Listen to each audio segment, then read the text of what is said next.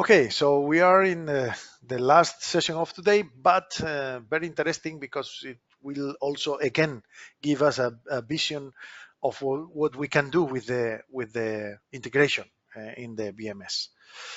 We have integrated some protocols, mainly KNX, BACnet, and Modbus, but you have seen also HTTP. In other examples, we can talk about SNMP. It's also possible to integrate another kind of protocols. It could be interesting maybe in the future to show you some examples of MQTT integration. All these kind of protocols are included in the BMS platform. Maybe it could be interesting to add another protocol like OPC. I will stop again the BMS because maybe OPC is also very interesting a protocol to integrate. We have two different kind of OPC protocols that are possible to be integrated. One is OPC DA, data access. It is the old version of OPC, but also common in the industry. OPC are protocols is a way that we can integrate third-party protocols that has not direct drivers in our BMS. We have native drivers with KNX. We have native drivers, as you have seen, with BACnet, with Modbus, with many other protocols. But sometimes it's not possible to integrate everything in a native driver. Not because of the BMS, because our platform is open to develop any kind of drivers. It's really flexible and it's possible to integrate in many different ways, different protocols using APIs. For example, API REST. It's possible using a specific driver developed in C# or whatever language. It's possible using OPC, as you will see. So there are many different ways that we can integrate protocols. In this case, I will show you the cluster menu. Okay, this cluster menu is in the left of the native drivers. You can see here KNX, BACnet, Modbus. We haven't seen SNMP, but it's also possible to integrate SNMP version 1, 2, and 3. So it's really interesting if you are using data centers, for example. It's interesting to have this SNMP integration, but we don't have time to explain everything. It's a basic training, complete basic training, but it's not possible to have all the protocols integrated. But it's really interesting, and it's really now it's really sophisticated driver. The SNMP has been improved a lot in the last year. HTTP that you have seen is really interesting also, but many other protocols. We have seen that with the extension manager, we have a lot of modules included.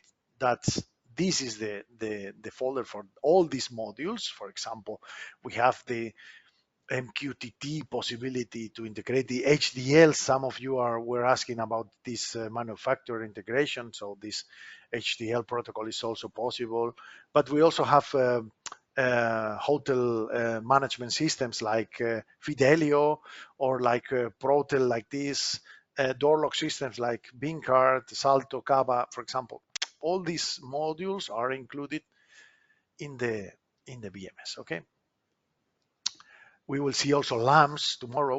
We will see the integration of DALI systems, DALI gateways using KNX DALI gateways. It's really interesting in our BMS because we have a lot of possibilities in terms of visualization with a lot of libraries for these DALI devices and gateways. The possibility to make reports and all these things. We will see many of these things. But now I will show you some example of the final integration of another protocol, for example, an OPC DA. We have a clustering module here. This was created from the beginning of the BMS, not only for integrating OPC servers. You can see that we have nothing here, no servers included. Now you can delete this. No problem. Now, no server, no item definitions. Okay, so it's possible to integrate, for example, data points coming from any kind of OPC. Okay, so we just start an explorer, it's possible. We have this explorer. It's very simple. There's only one button. So which button to press? The only one button that we have. So it's just to define what is the type of OPC that we are going to, or the server that we're going to read, OPCDA. In this point, I will tell you there is another possibility. I will tell you something about what is VNet afterwards, but now we're focusing on integrating an whatever OPCDA data access server. This is software. I mean, if you have, for example, a fire alarm system that has a OPCDA server on it installed, we can get this data from this fire alarm system, from this whatever system that is has a OPCDA server implemented on it. This is like a software translator of this data. Instead of having a native driver, we can do it indirectly using OPC. This is the way. So let's say a name for this OPC, test OPC, let's say. And in this case, the host name should be the IP of the device that has included this software. We have a problem with OPCDA because it's not trivial, it's not simple to do this integration if the server is not in the same computer. I mean, this was created several years ago by Microsoft. It has a really complex, well, let's say complex, not so much complex, but it's not simple configuration, the DCOM configuration, and it's not trivial. Maybe my colleagues can send you a link to the knowledge base about this, but it's not simple to do this. If it's local, if the OPC is installed in the same computer, it's really simple. We just refresh the OPC list that we can have installed in this computer. I can show you different OPCs because I have different softwares installed.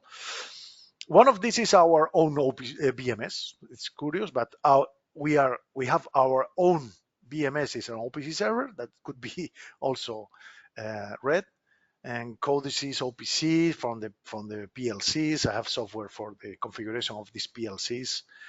OPC server simulator instance one, whatever. So we have a keepware, an example of OPC. Let's say whatever OPC, we can select one. Okay, this is just a test. And when you have this defined an OPC, you just say okay. And this is just the definition of the OPC. You can select it and then explore. Okay, you can also edit again the data as we have done before, but you can explore the items. And if we have some items in this OPC server, we can get it. Yes, this is an example. I just create an OPC server with different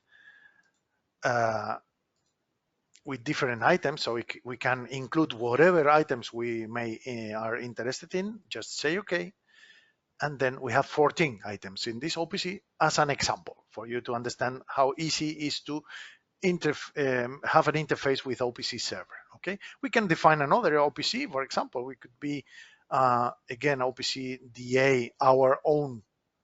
Let me refresh the OPC list again. Our own BMS server, but in this case,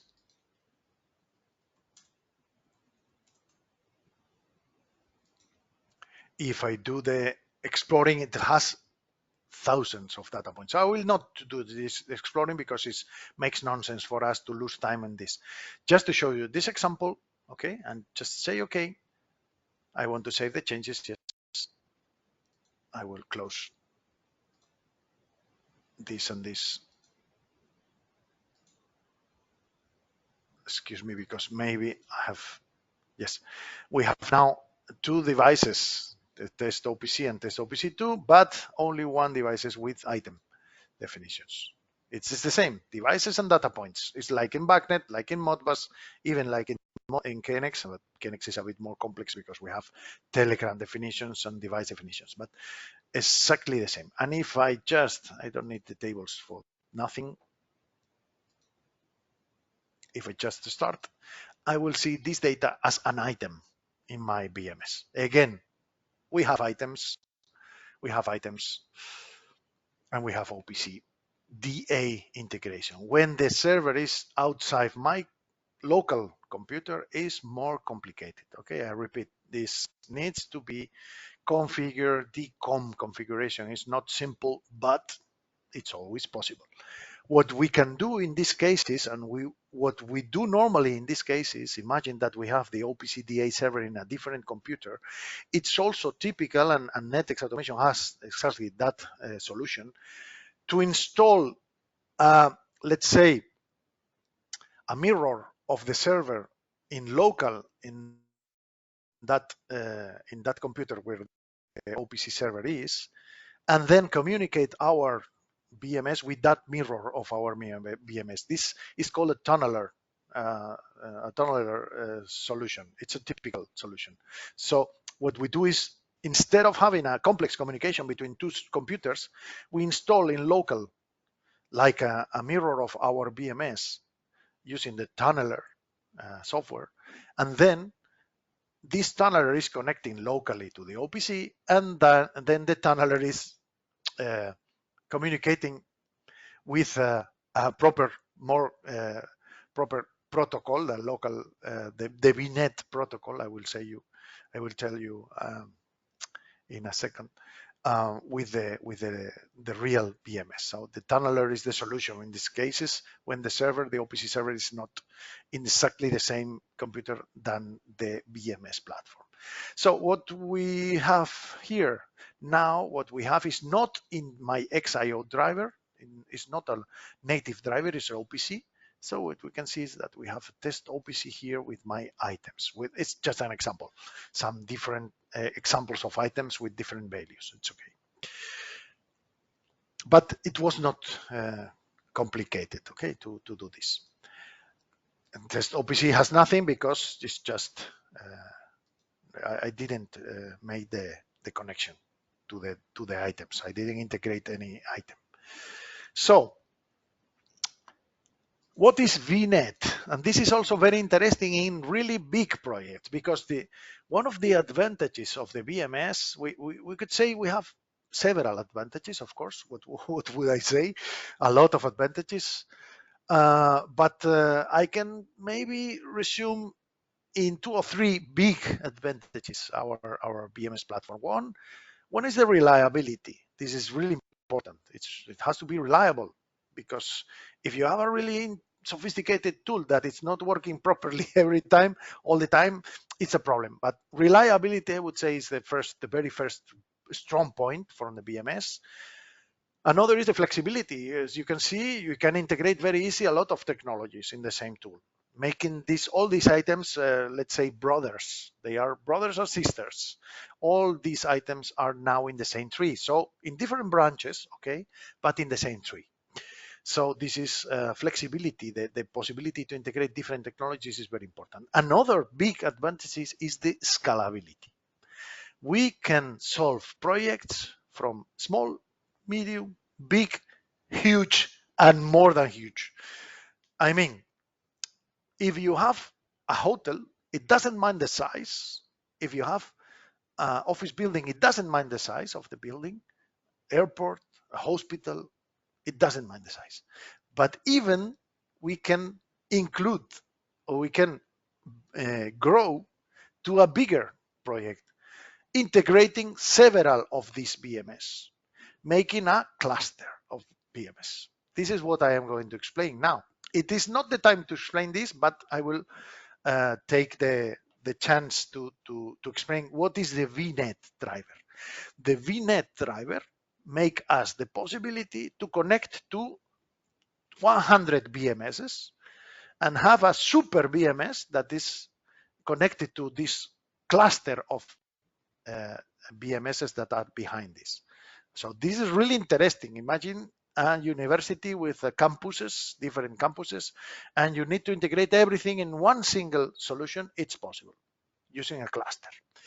In the future, I will show you another tool that is our cloud portal. It's also very important, the cloud portal, because it helps the integrator or the end customer maybe to connect to any of the servers in a secure way using encryption.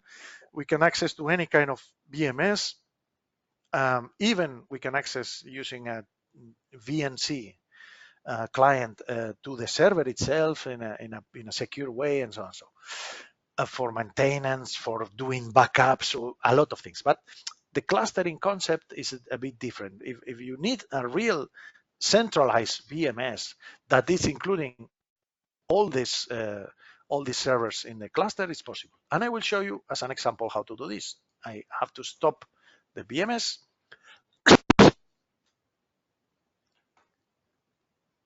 and then you get this data in the super server.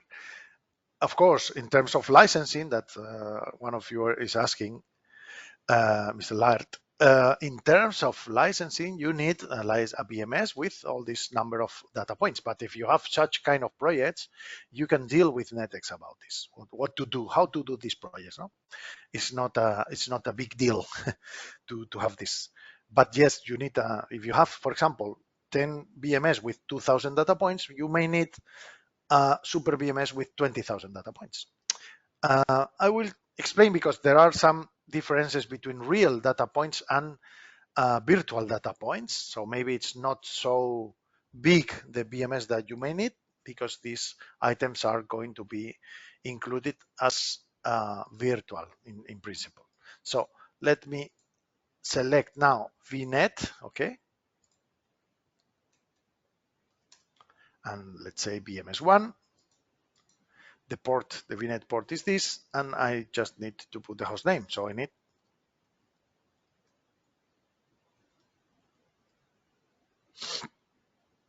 I don't remember the IP address of my main server. I think it was this. I think so. And then for secure reasons, we need password and PIN that was configured in that BMS. So you need to ensure that you have the property rights, the rights to connect to this. There is a default password and PIN that, as you can see, default password and PIN is non-secure at all. But this is the reason why we use this, because you must change this in order to avoid any kind of connections. So if I was right and I put the right IP address of my home BMS, I think so, yes, because I am seeing some processes here. There is a lot of items here to show you, just to show you how it works. It's internal communication. Now we are connecting to a different IP in the same network, but if you have a good internet connection, you will get all these items, if you want, from this computer. So you can supervise the BMS itself. You can supervise all the items inside this BMS. I will not include everything because it will last a lot of time and it will be negative for the performance of my computer, and I don't want to have a bad quality in the recording and in the streaming. But it's this way. It's taking time, so okay, it will take some time to get all these items. But I will show you how this dialog will get all this information from the BMS. Maybe it's a lot of information, some thousands of items, so it takes some time to do this. It will take some seconds.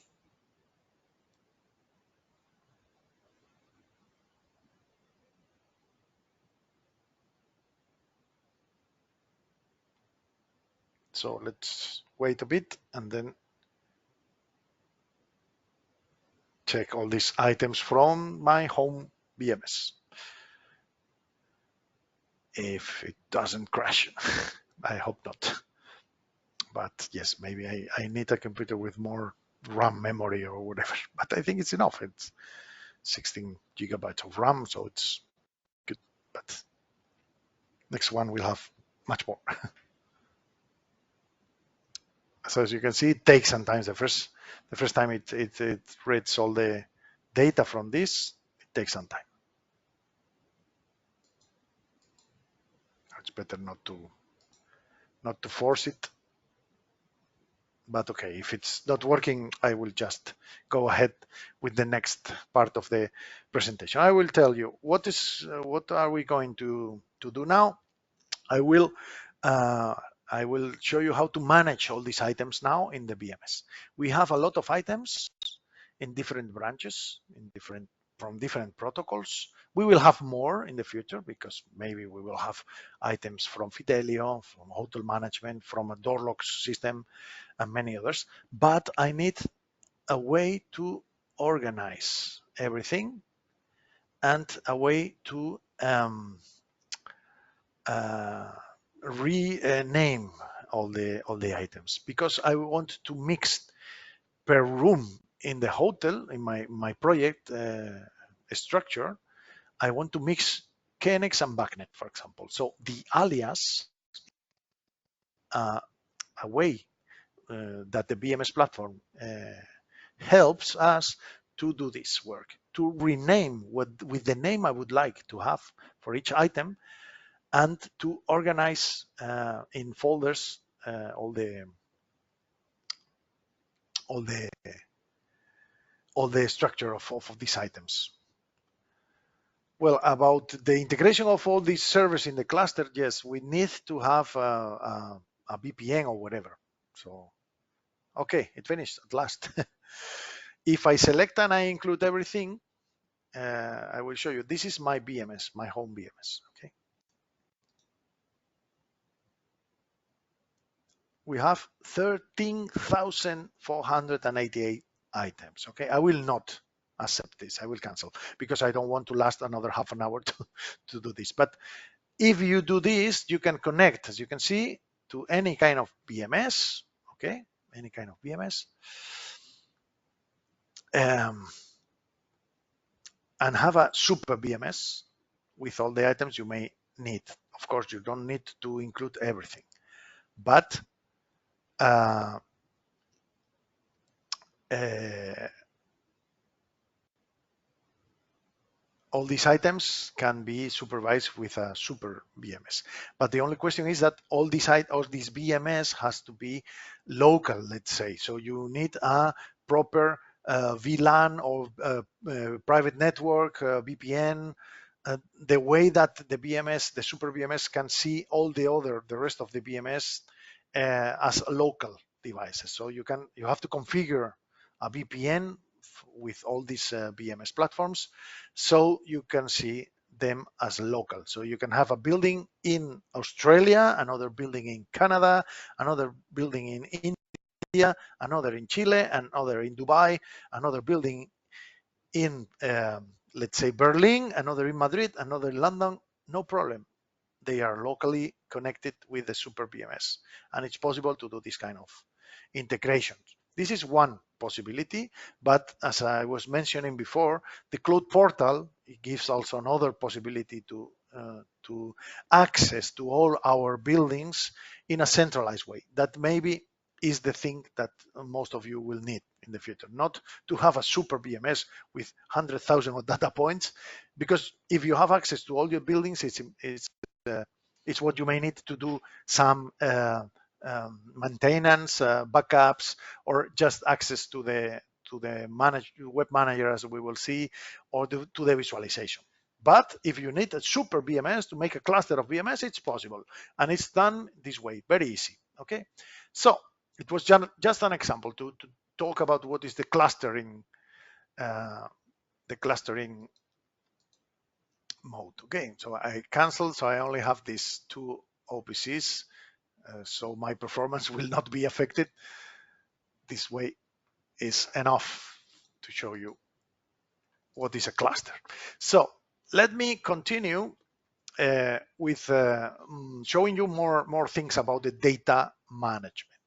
I will go directly to talk about the alias. Okay, this is the most important part of this session, so I will take some time to try to explain you what I want to do with this.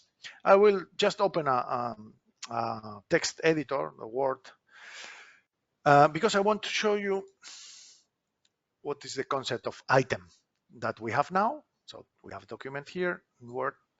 I will show you. This is my word. Okay, I will write here some text now when the BMS will start. But I will tell you, for example, if you have from KNX items, you will see, I can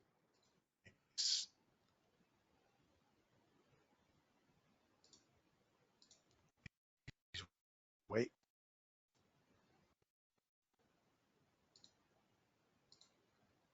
and not to show this. Okay, we have items. Okay, let me show you here. And for example, I have KNX items. Imagine in the first room, for example, I have just a control for a light. This is on off for a specific light, light one. And in my BMS platform, I have an item ID. Okay, this is very important because this is my item. My real item is this. So I will put this in my Word file here. This is my KNX item. This is on off. Okay. If I change the room, my philosophy of programming, for example, the next room have exactly the same configuration, and the light, the item is almost exactly the same, almost. Okay, need to do restart again the studio, sorry. But the only change is the name of the room. Okay, so if I show you the exactly, let me write it, doesn't mind. For the second room, the only thing that changed is this example. Is the only thing that changed. We have the same group address because the ETS programming was exactly the same, even for the physical addresses. It is no difference. There are no difference from this. And also, if I show you, sorry, if I show you from the fourth floor, for example, the only thing that changed, let me change the color, from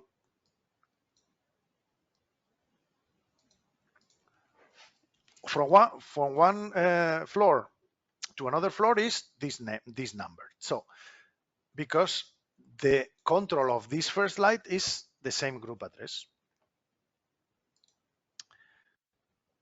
We have again the studio, sorry. So I will show you what I want to explain to you. I want to explain that I tried with my ETS. I tried to do very well structure the item. So I tried to do my best with my ETS programming, and I did. I just showing you that, as you can see, for that specific light, we have just changes in the name of in the floor and the room, for example. If I select another light, for example, the second light,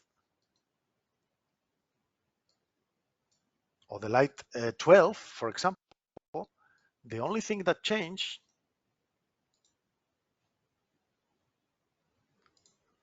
in this light, a part of the floor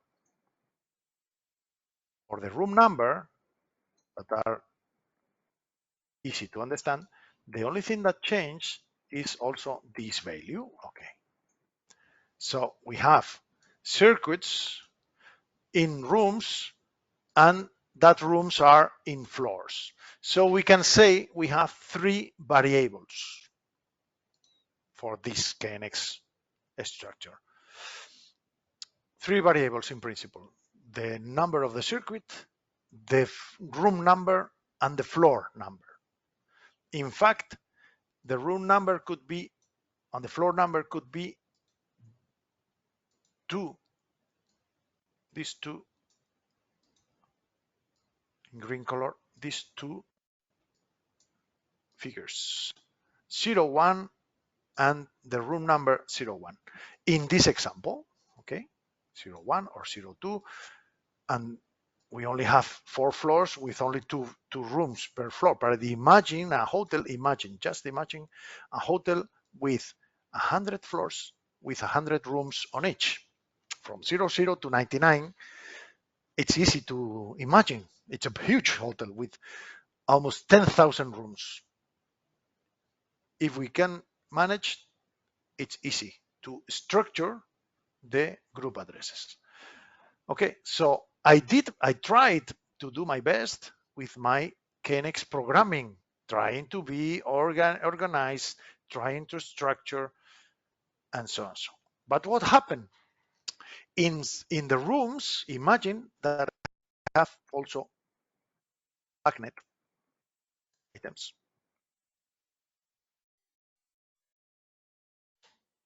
Imagine that every single room uses for this, every single room uses 2 channels, not this 4, this one.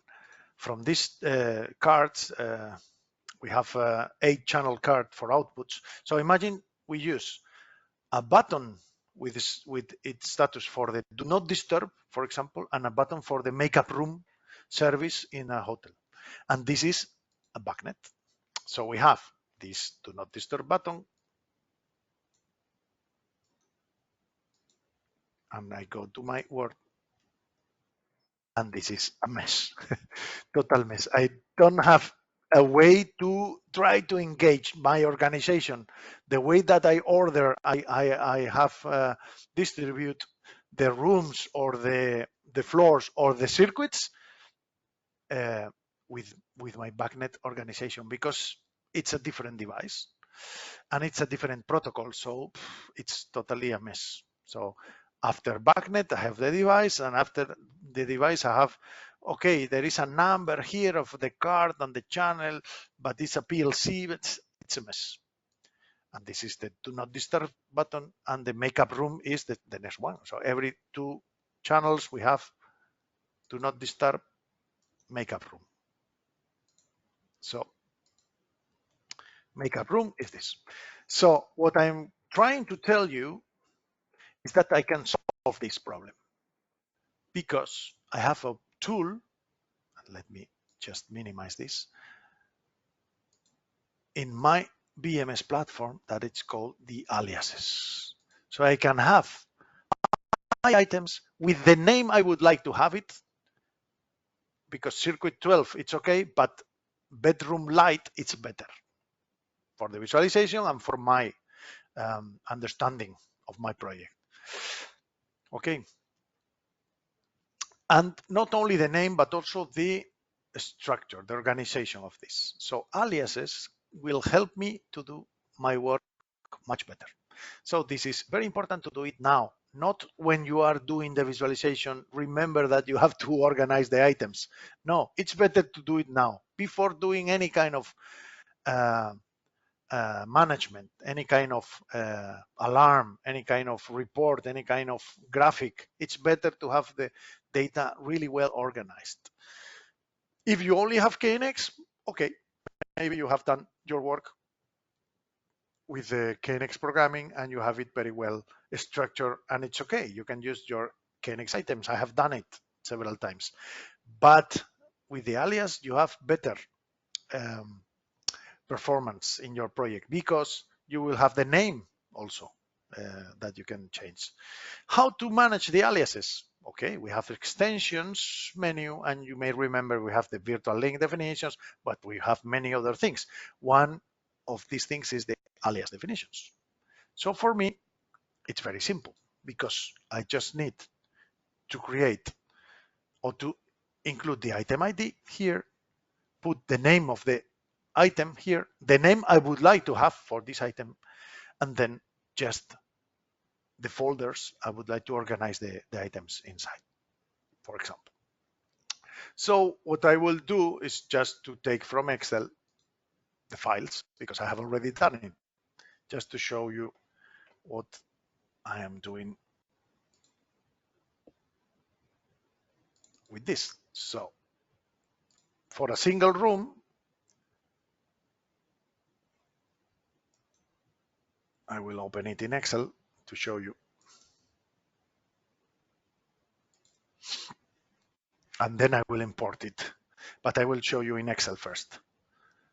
What is this? I say, okay, I have my KNX items. Good. This is one light, another, and this is a light. Sorry, this is a central off. Okay.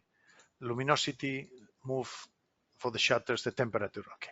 But from this, we have the on-off status, on-off status, on-off status for the first 4 lights that are only on-off. For lights 11 and 12, this is the dimmable, so I have on-off, dimming, value, status, and status in percentage, the value status. So what I do is just put a name, on-off hall, status hall, on-off bath, status bath, on-off left. So for me, the alias will be very clear, will be this, but also will be organized in folders that represents the rooms, for example. So it's very important because I do this for the first room, but I can include my do not disturb button and status and makeup room button and status. That came from BACnet. In the beginning, they are totally different items, but for me now, they are synchronized, let's say.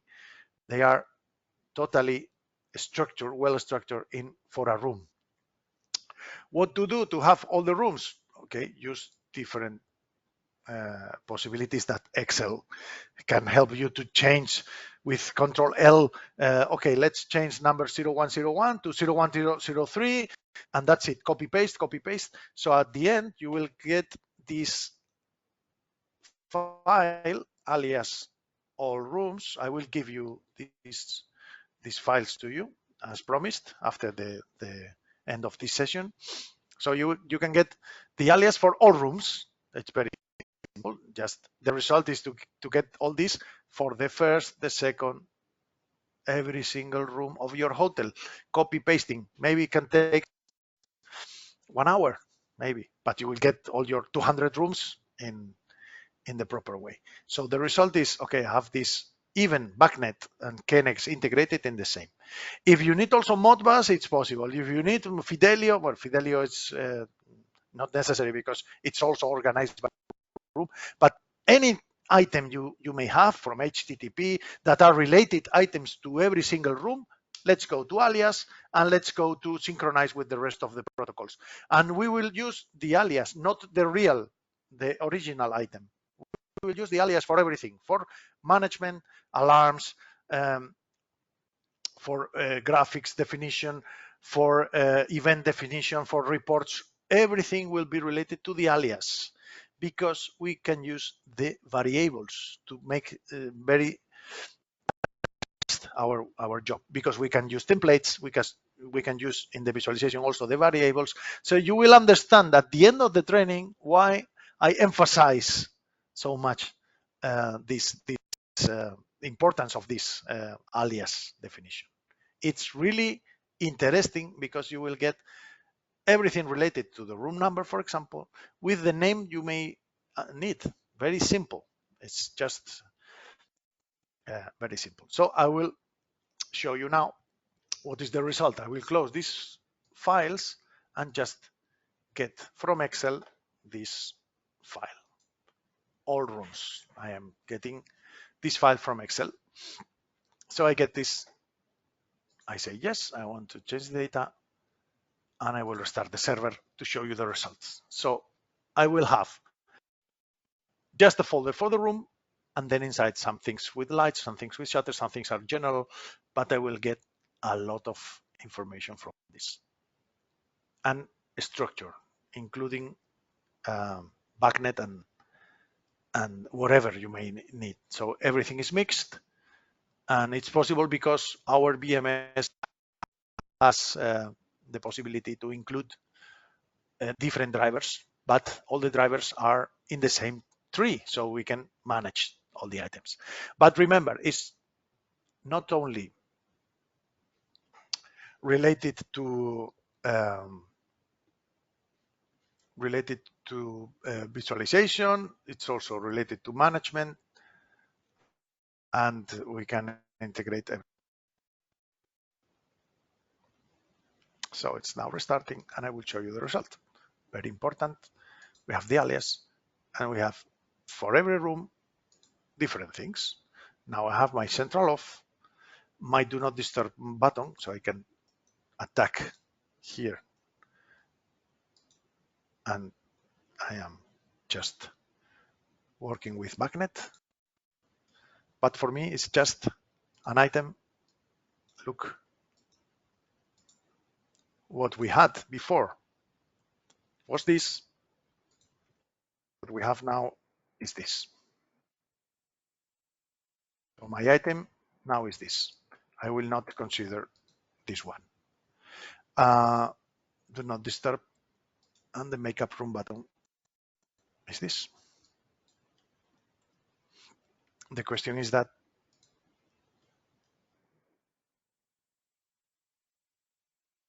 for KNX is the same. So for KNX, what we had before was this, and now what we have is lights on off hall, for example. This was.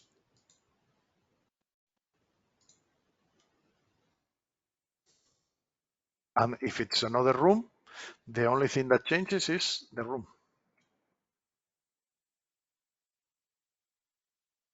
This is the same idea, but we are now including BACnet that we hadn't before. So now, instead of all these elements, we have the only thing that changes is the number of the room, including the number of the floor if necessary, and the name, not the number of the circuit. Instead of 12 or 1 or 2, is hall, is bath, is left, is right. This is totally different, and it's including other protocols that were totally different items, but now they are very well structured. So now what we have is much better integration. KNX and BACnet are much better integrated now with our aliases. So because the only thing we have to consider is the floor and the room number, and then whatever sorry, whatever circuit we have. So we will work with alias in this case. Okay, let me close this file. It was just to explain you how this works. Very easy. So alias is the way that we have to supervise everything in the same way, including different technologies, different protocols. So we will not take a look on KNX or BACnet in this case. We have it included here, mix it here per room. It doesn't mind if it came from KNX, from BACnet. Imagine that you have a hotel in Modbus, some room, you have some refurbished in a different floor, and you include KNX, no problem. You can change everything related to alias. Something is coming from Modbus, no problem. Something is coming from KNX, no problem. We can integrate different technologies. This is what the BMS platform offers to us. No, it's offering us a good way to integrate different technologies, and the alias are fantastic for this. If you have thousands of if we have thousands of elements, doing this Excel integration is sometimes complicated, because you need to have to know all these items to write it one by one or whatever. But we have a tool or different tools to help in this. If you go to KNX, you can make a backup of all KNX values to Excel file. It's possible. So it's possible to do a backup of this. I will send it to the desktop.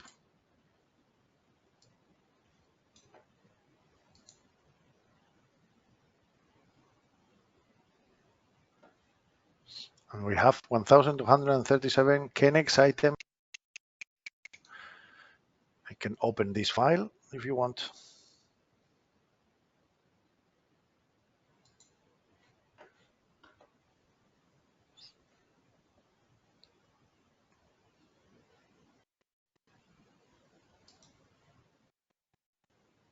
It's in the desktop.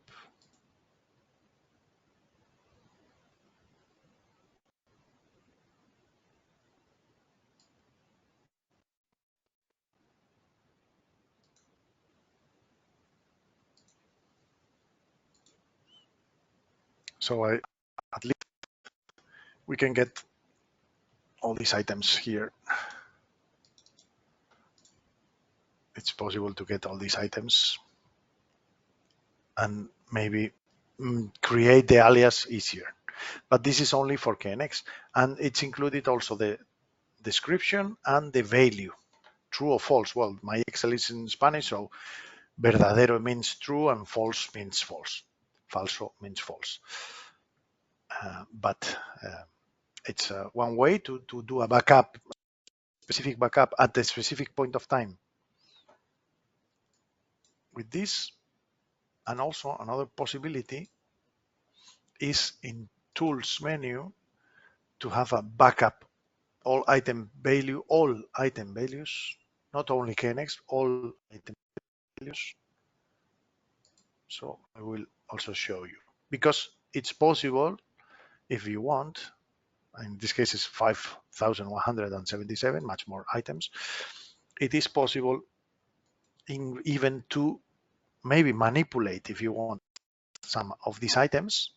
For example, not to have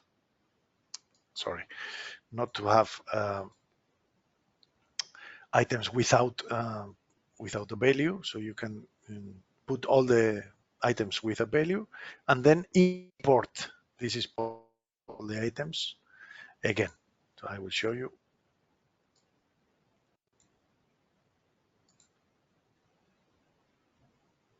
All values. Okay, backup.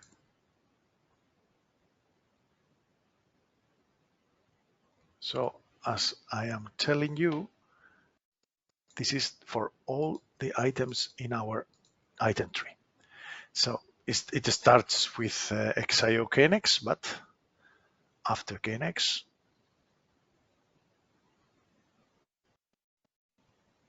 we found BACnet. After BACnet, we found Modbus. It's in order. Then it goes to Cloud Connector. It goes to module. That will be explained tomorrow. Module lamps. There's a lot of things. So this is the reason why we have thousands of items, because we have a lot of things integrated. And then finally,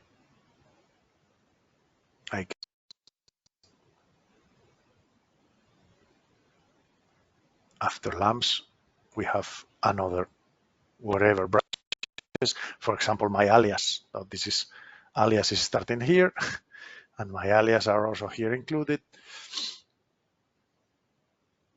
with values. You can see here we have values in the third column and another items or whatever. So if you want to put values in whatever items, then you can just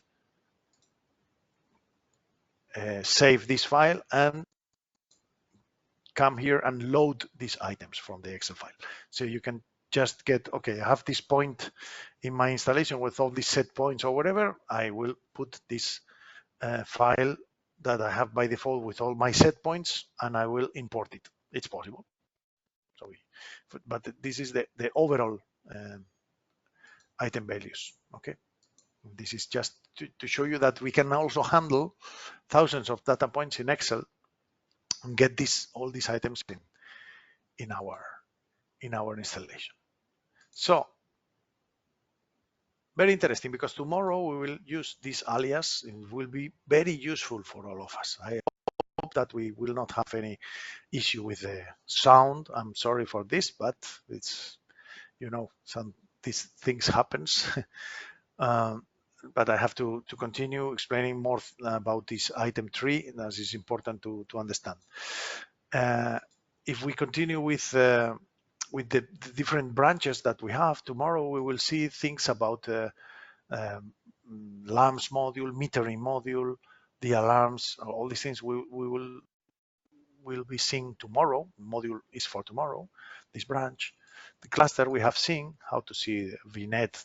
If you have a super server with connection to different BMS, you will see this in the VNet connection.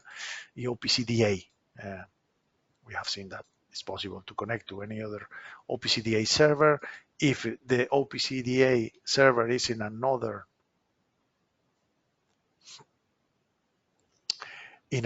computer, it's important to consider the possibility to use the tunneling software, not to configure the DCOM settings, because they are complex and sometimes it's not working properly. But normally another OPC technology that is normally used is the OPC UA, that I will tell about afterwards at the end of the session. But let me check all these branches and in a fast checking. Very important is the server branch. Server branch is helping us to understand what is happening with our solution. It's also made by items. All these items are possibility to use in whatever process, logics, visualization. Remember, all the items are possible to be used. So, well, some of these items are just informative. Server type, there's a BMS platform, the version of the server, the workspace, the name I gave for the server. And important, are we online or in simulation? It's true, so we are online. If it's false, we should be in simulation mode. How to know if we are online or in simulation? Of course, with this item.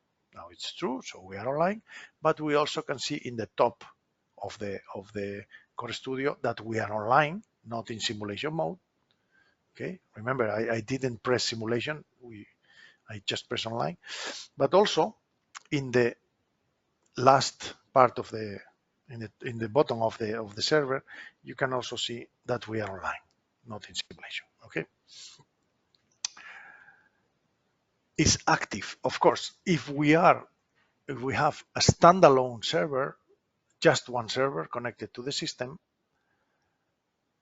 it will be active, because if we are not active, we will not see the item tree. Why then this item? Because we can have a main backup solution. This will be explained tomorrow, maybe tomorrow, or I don't know, in the third day. Well, doesn't mind. I will show you how to configure main backup configuration with two different BMS. It's also possible to have redundancy in our solutions. This is common for important projects, a big building, data center that has to be certified in tier 4 or tier 3.5. This kind of critical installations normally needs runtime performance. So if you stop server, the other server takes the work, and it's going to help synchronizing with all the items, with the visualization, and so on. So in this case, we do not have two servers main backup, but it's possible, and I will show you how to configure this. In terms of licensing, you will need two licenses, but the cost of the backup is half of the main. So you will get a real 100% reliable solution, or let's say 99.9999% reliable solution with a small effort. In critical repeat, it's really typical to have a main backup. In fact, it's a requirement in some projects, and we can accomplish this kind of requirements that are not easy to accomplish for others, okay, because it's a hot redundancy. It's in real time. I will explain. So as you can see, we have an active server, of course, but it's not main server, it's not a backup server. That is important, because we are not main backup redundancy. We have not redundancy. Is the redundant server connected? Of course not, because we do not have any redundant server. But when we see the main backup, you will see that it's the different way. We have different clients. Clients are different things, OPC clients and other softwares, plugins, and so on. So there's 40 clients in this case, connected. The own OPC Studio is a client of the server. I mean, you can close this program and the server will still be working. It's not a problem. You don't need to have this software open to have the server working. OPC clients, none of that are connected. I don't know how, because I guess we have one. Yes, but maybe it's not considered OPC client.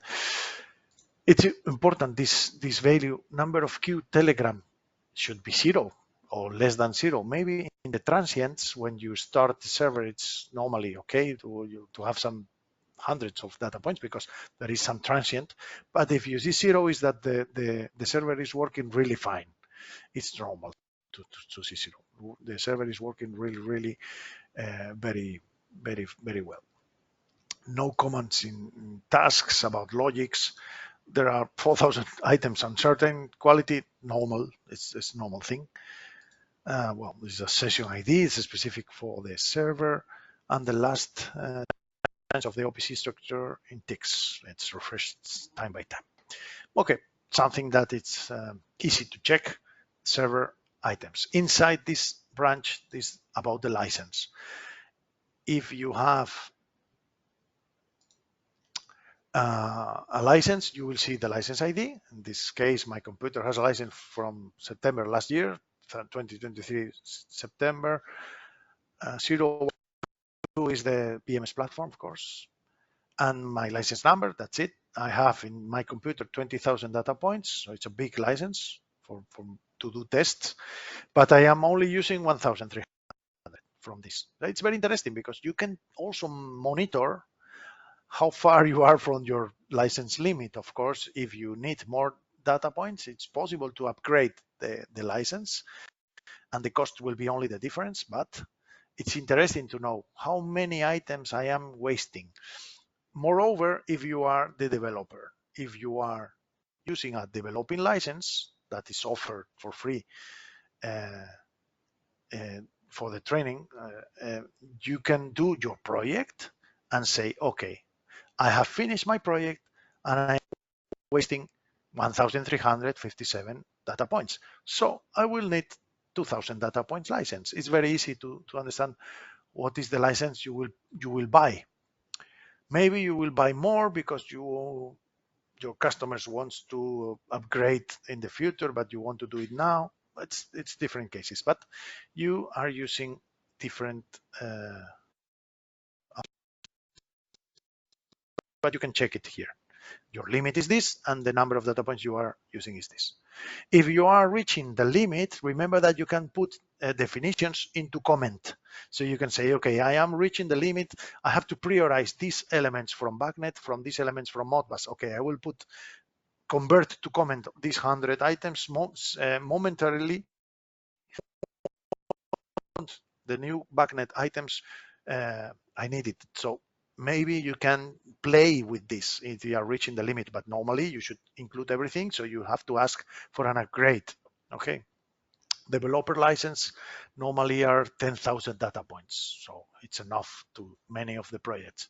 We have projects with more than 55,000 data points. So maybe the integrator needs bigger developer license, but it's just, you have just to ask for that and that's it. This is the real items, the items that are coming from HTTP, KNX, BACnet, Modbus, and so on. But good news, we have more items included. Double amount of virtual items are included in your license. If you have 1,000 data points in your license, you will have 2,000 more data points in virtual. For what? Virtual items are for what you may need your virtual items. Imagine I have 8 rooms, but I have 2 rooms per floor with temperature measure.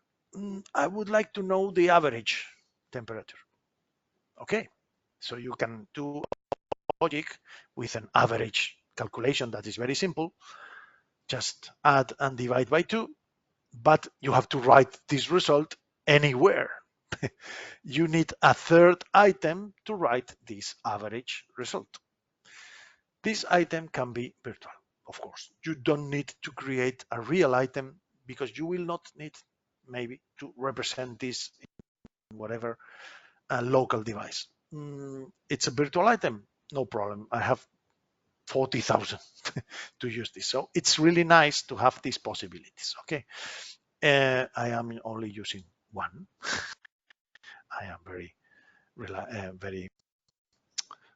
modest in this case, only one, but I have 40,000 in this case. Other thing is the connections you have licensed. This means for the visualization. Simultaneous connections, it means, okay, you can have 100 people that can be possible to access the visualization, but if no more than 3 are connected, it's okay. If you need 100 simultaneous connections, you have to ask for a specific offer for that. Okay, we will talk about this when we talk about the bring your own device solution. Okay, but normally for a visualization, central visualization, 3, 2, and 3 is okay. Depends on the license, but it's possible to upgrade in terms of data points and in terms of simultaneous connections licensed. We have a database. When you install the BMS, you are asked normally which kind of database you want to install. We have two possibilities. It could be a Microsoft SQL database, was typical in the past, but it has a limit. The Express, I think it's the name, the Express version of the Microsoft SQL database has 10 gigabytes per instance per project. 10 gigabytes is not so much. It can be reached, depending on the project, in days, in months, if you are not using a lot of data, but it's not a lot of size. If you want more, you should have to pay for this Microsoft Express, is the free version, the professional or enterprise or something like this. A second possibility, we can use MariaDB or MySQL technology for database. And it has two advantages. No limits in terms of memory. The limit is your computer, hard disk. And the second advantage is that it's free. And it's important. It's free and unlimited. Everybody's using, except in projects, but 99% of the projects are using MySQL. Okay. So it's interesting to know, well, how is the database working? The name of the database, the type of the driver. You see here that by default it's this. It's connected. I am only wasting 1 megabytes now. Okay, I am starting the project, so nothing, almost nothing. I am wasting because I am using LAMPS module. We haven't seen that, but I have a lot of LAMPS devices, and the system is asking for different ballast and so on, but it's storing data. The system database is synchronized, the status of the migration with something internal. This is the version of the database and the connection string. It is localhost, but it could be connected remotely to a computer. In fact, in the Madrid tower that mentioned before with 68 lines and connected simultaneously with one BMS, it's a big building in Madrid, really of one of the biggest buildings in Madrid, the Spanish capital. We have 3 computers. We have main and backup redundant servers, and both are writing in a third server the data. So if the main server is writing data in the database, it's doing in a third server. And when the backup server is working, that only happens some minutes per year, it's writing data in that database. It's possible to select the server outside of our computer. A configuration issue, very simple. I will show you. There is more information about SQL queries and value changes and whatever. I think that we are going to use tomorrow is the web manager and the web server for the visualization. We also have here different information about the ports we are using, the status of these elements, which port by default we are using. In my computer, I have changed these ports default 80 to 8082. The HTTPS port is by default this, but it's important because we can monitor if we have the web manager available or not, and we can trigger an alarm. So imagine everything is possible to monitor. Tomorrow I will explain alarms. Okay, we can create an alarm with the status of a light or if the temperature is higher than, perfect. That's a typical thing. But we can also create alarms for the physical device, physical address monitoring as shown before for KNX physical address. If somebody is taking a device from the room, from the hotel room, we can trigger an alarm. We can trigger an alarm if the web manager is not available. Why not?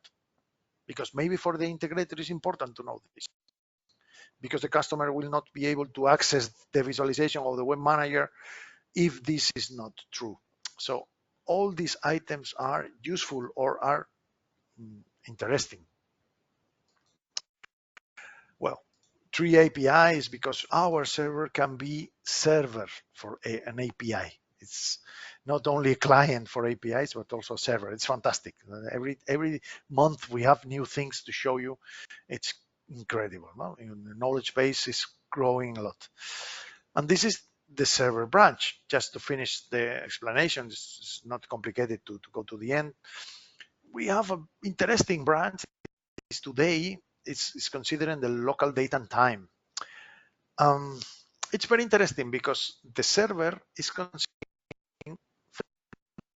every single data point, how long has been the last change of the data point. It's a property, and we can monitor if the signal, if a value is fresh or not.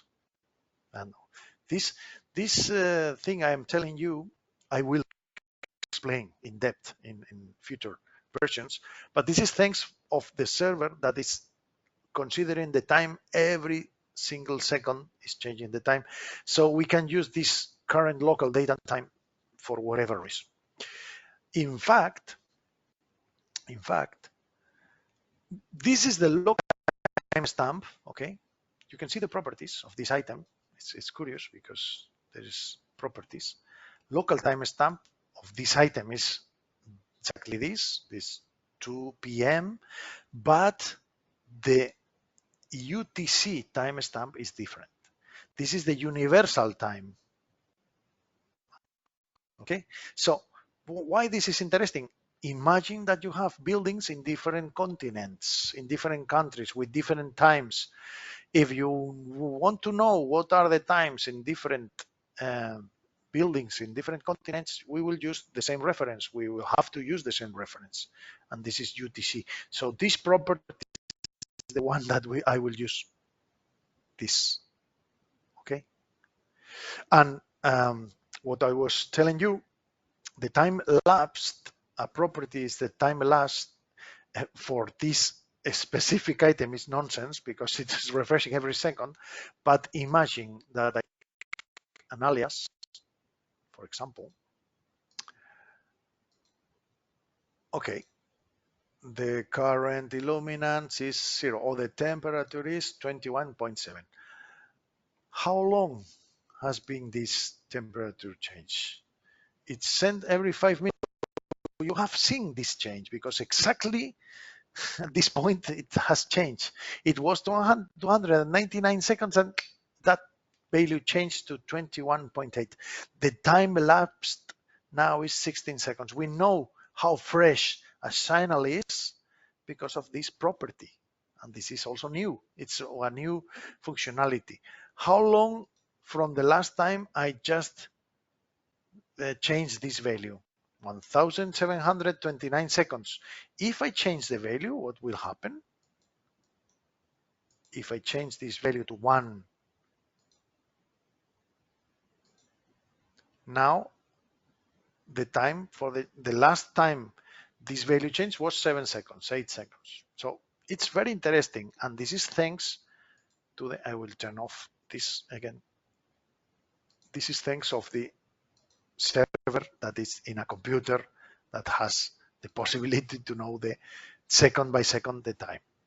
We also have the local time in seconds or in minutes or in hours, but well, You can use this for logics, for example. If this value reaches 1200, okay, do whatever. So it's like a calendar, but doing easily a calendar with this. We can also know if it's a holiday or not. That is also possible to configure different schedules, different calendars. If it's holiday, it's not included. This calendar is not for holiday. So if it's today's holiday, yesterday the calendar worked, tomorrow it will work, but today not, if you don't want. So the definition of the holidays can be done in the web manager, as we will see tomorrow, but I can tell you it's possible also to do it here in the extensions. There is a specific holiday definitions. So let me say that today, imagine that today is holiday. Today is the 21st of May.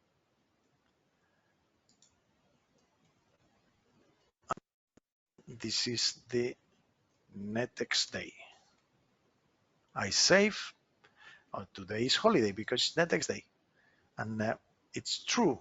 And it's NETx day. So it's, if you can visualize also which kind of holiday it is in the visualization, because all of these things are items again. Okay. The rest of the items are just dummies. Okay. It's easy. If you remember, I can take from Alias, for example, a temperature. Imagine this. And if I drag and drop, I can just release here as a field link. So just for you to understand, if you take it from HTTP, you will get this temperature again. So when the value changes, it will be here with values. That is just dummy. Okay, we have this in HTTP if we want, so we don't need to use this. But the rest of the things are interesting in today's branch. Another very important branch is geo branch. Somebody of you was asking, okay, the sunrise and the sunset is interesting to get these times because we can do logics with this, or we can turn on a light if it's sunset or whatever. It's possible. And even we can have the moon age, if it's crescent or decrescent, the moon. If it's full moon or new moon, it's possible to know because of this value. In this case, it doesn't mind the situation, the position of the server. But for the rest of the things, it's important to tell the server where we are, if we are in which latitude and which longitude we are. So this is the reason why you don't see values here, because we haven't tell in this project what is the position of the BMS. We can go to server, system configuration, and we have some parameters for KNX, for OPC.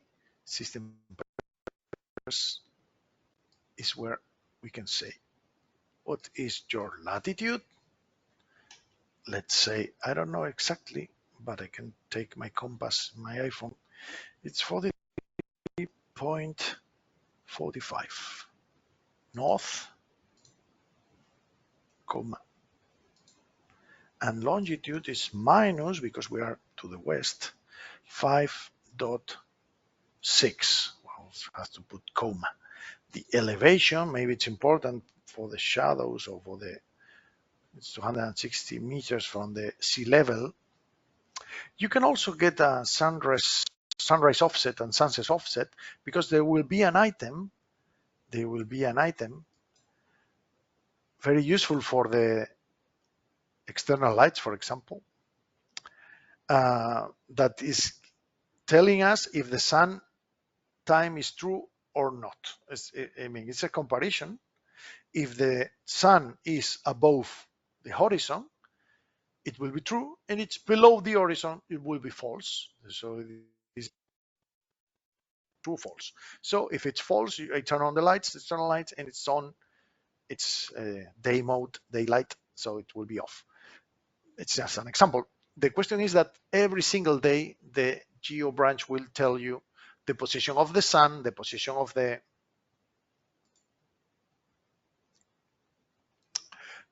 sun, the position of the in azimuth, the angle, and so on. So There is one question about multiplying by 10 back to decimal values or all these things. I didn't explain it yet, Bota.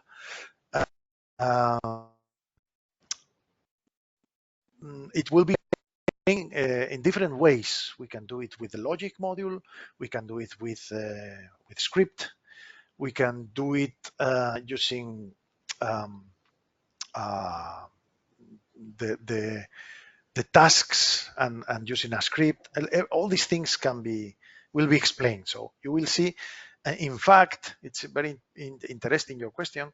When we have Modbus and in my home, we have some devices that give you the values in as integers. This is very typical in Modbus because Modbus is very simple protocol, as I mentioned before.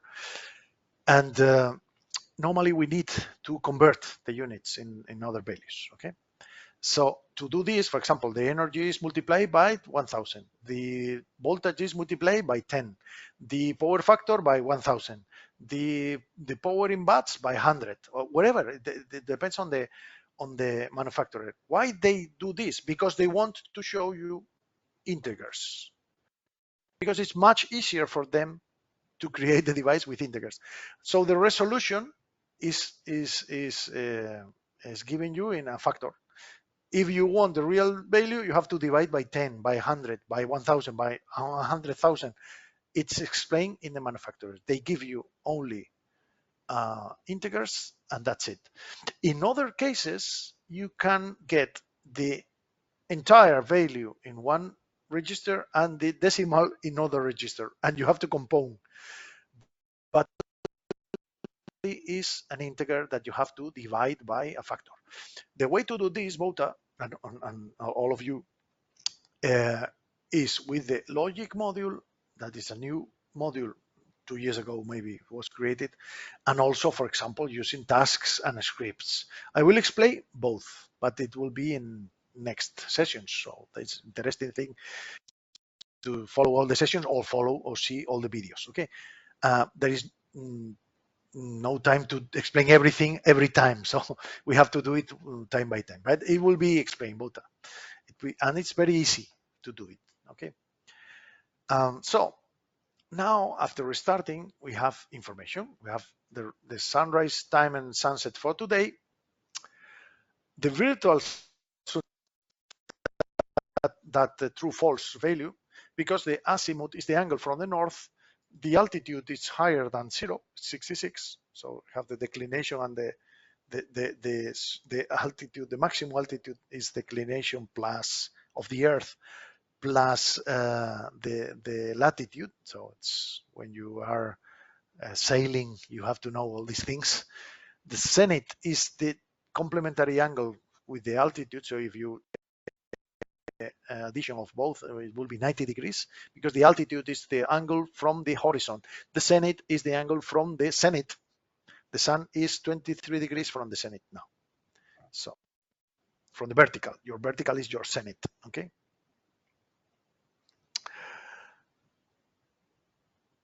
And the moon age, that is not related to the position, but it's here. This. So it's interesting. You can do also logics with this. Okay, if the azimuth is 70 degrees or more than 70 and less than 90, I will move this curtain to 60% because the sun will disturb me. But I will do it only if the cloud percentage that it's coming from HTTP is less than 60%, for example. All these things are possible. You can play with all these things. You can take information from this geo branch, take information from HTTP if you have the weather information, and do a logic that controls your curtain or your owning or your shutter, for example. It depends on shadows and all these things. It's not sophisticated. It's just an example that is possible. For more complex shutter control, we have a specific application, but these special things will be explained in the 12th session. Okay. And finishing the session today, I promised to do it before half past 2, but I think it's impossible. Okay, we will see custom branch when we talk about scripting, Our virtual items are also possible to create it. I will also use some virtual items in the future. We have our alias that will be tomorrow very well explained and used, because it will be very helpful to do a lot of things in a very simple way, because we will use templates. Let's remember that name. We will use templates for the manager to create alarms, to create schedules, to create calendars, events, or graphics, or whatever. Variables, well, by default, we have different kind of data points, and the BMS is for free, giving us 100 strings. So this is the name of my items. It's a variable type string, item number 1, 2, 3, up to 100. 100 strings, 100 booleans, okay? 100 booleans, 100 numeric integers means, okay, integers, 100 reals, and 100 date time format, date time or date. It's for free, but you cannot change the name, you cannot create or delete it. So it's just for doing, okay, I have to put this result in somewhere. Okay, let's do put this boolean to check something. So it's just for testing things normally. Because if you need virtual devices, virtual items, you can create your virtual items with the name, with the folder, wherever you may need. Okay. This X command is not explained here. It will be explained when we use the X logic in the BMS and also in the visualization. And we finalize the item tree revision or description with the XCON. This is the last toy we have. We can connect with a serial port, COM port, configure a serial port with whatever number of the port, data bits, parity, stop, handshake, whatever, and get in and out. So send whatever messages and see the result. It's fantastic. It's more sophisticated. UDP connection is also possible. TCP, you can connect using TCP and use this driver, but it's not easy to do. The HTTP driver was also very important in the past, but now we have the HTTP driver, much more easy to use with all these possibilities. But in the past, it was also possible to get information from a web page and do whatever of this information and so on. Well, it's typical to use the UDP, but using hexadecimal commands. You have here an item, and you can get a button in the visualization and send with this button a message to a specific IP and a specific port with a specific hexadecimal data. So you can, for example, control a beamer, for example, turn on the beamer, turn off the beamer, play or whatever. So it's typical, or using strings. So this is interface to using UDP devices, very simple. And this is the XCON branch. It's fantastic to use, to have this, but only 1% of the integrators use this. Okay, it's possible, but not always, and not everybody is able to configure all these things. It's complicated, and if you are asking for some examples, it's interesting question, because I am also asking for some examples to use this sometimes, because we give you the tool, the Swiss knife, we can say. And if you are a good ebonist, you can work with the wood and do very interesting things. If you don't know how to work with this, please don't get risks about this. So this third session is finished. Tomorrow we will continue with the web manager. That is very important. Also with the LAMPS module, with the metering module. Very, very interesting part of the training before we see the more complex things of the BMS with logics, commands, scripting, and all these things. And the last day for the visualization. That is also the most nice part, because we will see the result of our work in the graphical point of view. But remember, the ecosystem of the BMS is really big, so it's important to have this global vision of the solution, and we have to start with data points. We need a lot of material to work with. So tomorrow we'll continue. Thank you very much for your attention, and see you tomorrow at 9 in European summertime. Thanks a lot.